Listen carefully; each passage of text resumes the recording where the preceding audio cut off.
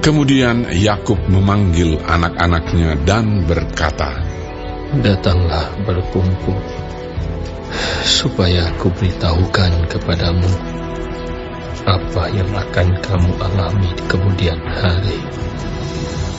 Berhimpunlah kamu dan dengarlah, ya anak-anak Yakub, dengarlah kepada Israel, ayahmu.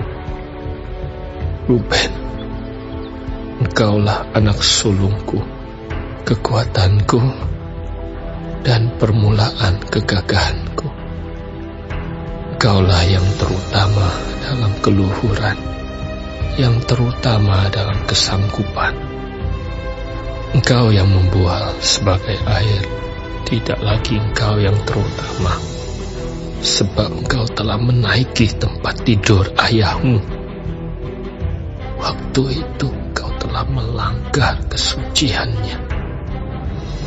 Dia telah menaiki petiduranku." Simeon dan Lewi bersaudara. Senjata mereka ialah alat kekerasan. Janganlah kiranya jiwaku turut dalam permufakatan mereka. Janganlah kiranya rohku bersatu dengan perkumpulan mereka.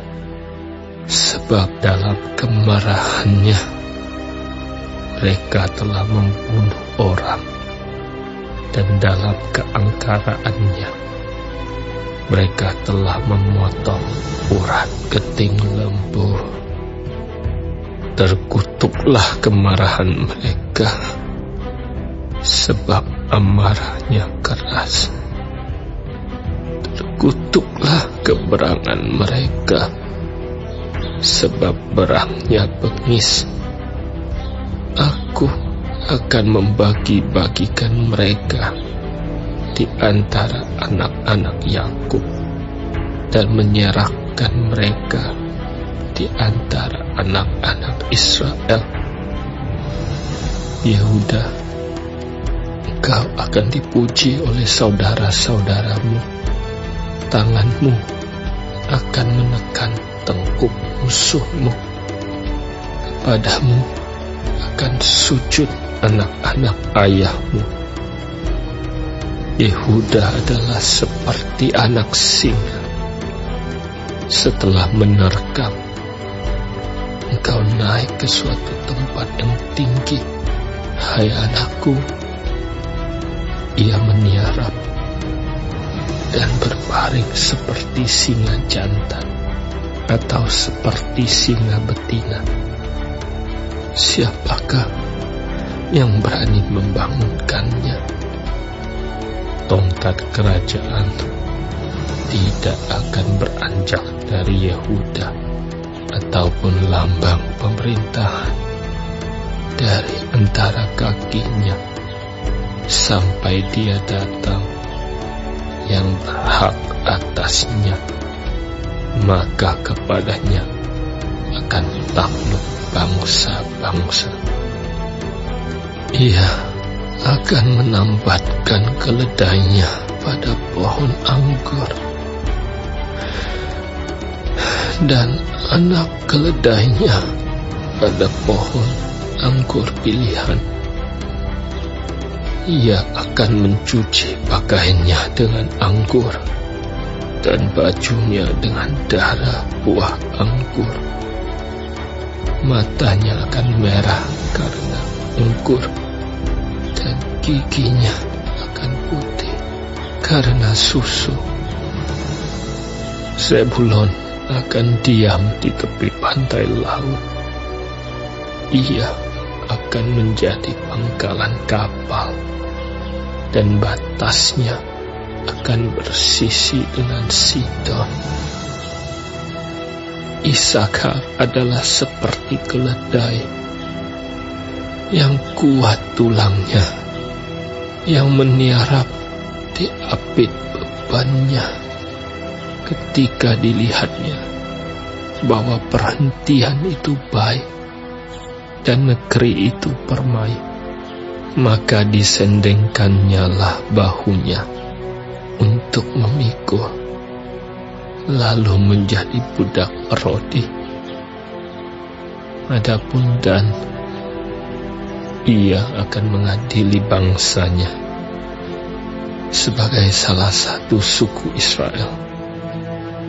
Semoga Dan menjadi seperti ular di jalan, seperti ular beludak di denai yang memakut tumit kuda, sehingga penunggangnya jatuh ke belakang.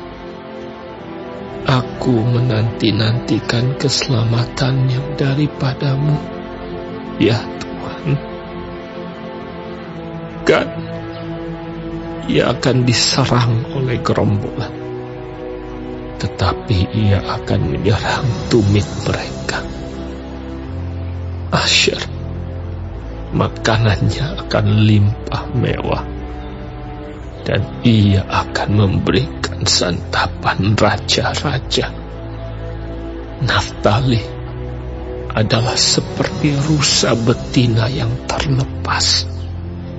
Ia akan melahirkan anak-anak indah.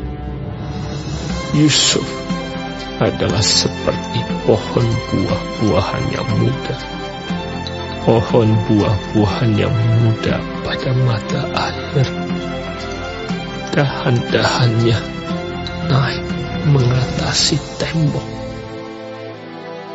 Walaupun pemanah-pemanah telah mengusiknya, memanahnya dan menyerbunya, namun panahnya tetap kokoh dan lengan tangannya tinggal liat.